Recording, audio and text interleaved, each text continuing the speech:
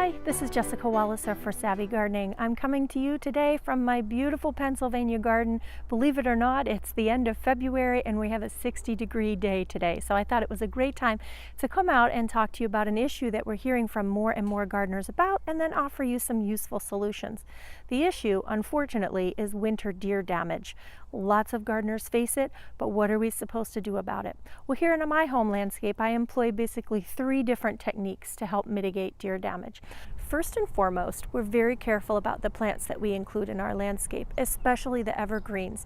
We really only try to choose plants that are resistant to deer. Things like American holly, boxwoods, and junipers make great additions to the landscape because they're evergreen, they're beautiful all winter long, and the deer tend to dislike them. If you want a list of other plants that are resistant to deer damage, you can follow the link in the description of this video and you'll come up with a great extensive list of everything from perennials and annuals to shrubs that are resistant to deer. The second thing that we do here in my home landscape to keep the deer out during the winter months is fencing. Now, we don't have a 10-foot stockade fence around the whole property. We have a low split rail fence. So we don't have the whole property fenced in, but what we do is we fence in specific vulnerable plants.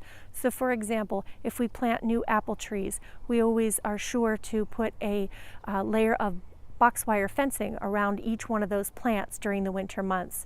We'll also use that black plastic mesh deer netting over individual plants. So for example, Hinoki cypress, which is one of my favorite garden plants, and I won't garden without it, is also a favorite of the deer. So every autumn I cover my Hinoki cypress plants with that layer of that plastic deer netting, and then I leave it in place until the spring arrives and the deer damage then drops down to a minimum. The third thing that we do here in our home landscape is we use commercial repellents. Now you could use a granular or a hanging based repellent, but for me those don't really work as well as the liquid commercial repellents. These are the ones that come in the spray bottle and you apply them to plants according to label instructions, and they act as both an odor and a taste deterrent. Lots of different brands out there on the market. They could be made of putrefied eggs or soaps or garlics or even hot peppers.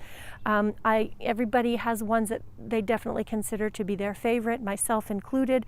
The thing is, when you use these spray repellents, you have to be religious about it. You can't just spray once and expect it to work. You have to go out every 4 or 5 weeks, or however often the label tells you to, and reapply these products to these plants. Try to choose a warmer day to do it, and you will find that that consistency really does help mitigate the deer damage. You have to be regular about using them.